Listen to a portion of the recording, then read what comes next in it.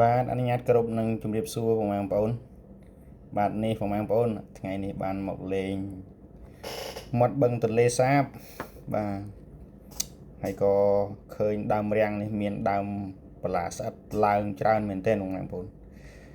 ក៏បានប្រទះឃើញនៅបញ្ញាក្អែកបន្លាស្អិត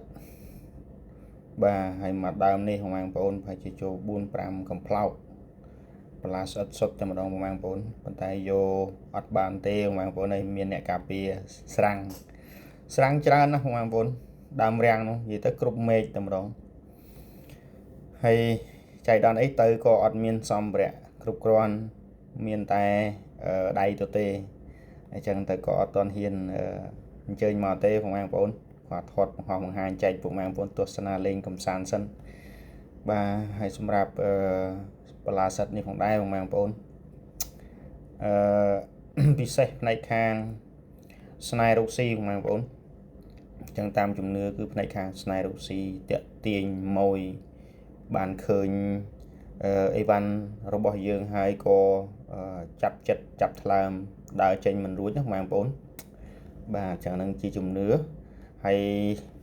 ម្យ៉ាងវិញទៀតផ្នែកខាងការពារផងដែរបងប្អូនអញ្ចឹងបញ្ញាក្អែកបន្លាស្អិតហ្នឹងគឺដើរតួបាន2ទី1ផ្នែកខាងរកស៊ីស្នេហ៍រកស៊ីទី2ផ្នែកខាងការពារបាទជាពិសេសគឺការពារពពួកអមនុស្សចិត្តអាក្រក់បាទបងប្អូនតែថ្ងៃនេះខ្ញុំបានអញ្ជើញបានមកកាផ្លោកនេះបងប្អូននេះបានមកកាផ្លោកហ្នឹងតែតៃសាបាទតែឃើញមេឃធំហើយម្យ៉ាងទៀតនៅទៀបទៀតអញ្ចឹងក៏អាចអញ្ជើញមកបានបាទបងប្អូនអញ្ចឹងថ្ងៃនេះចែកម្លែកទៅដល់បងប្អូនទស្សនាលេងកំសាន្តប៉ុណ្ណឹងបងប្អូនបាទអញ្ចឹងអរគុណច្រើនបងប្អូនហើយសម្រាប់បន្លាស្អិតនេះបងប្អូនបន្លាតូចល្អិតស្មេបាទប៉ះតាណាគឺស្អិតជាប់តំណងបាទនិយាយពីរឿងរ៉ូស៊ីដូចខ្ញុំបាននិយាយមុនហ្នឹងបងប្អូនដាក់ជាប់តែម្ដងបាទអញ្ចឹងអរគុណច្រើនបងប្អូនបាទជម្រាបលាបងប្អូនបាទ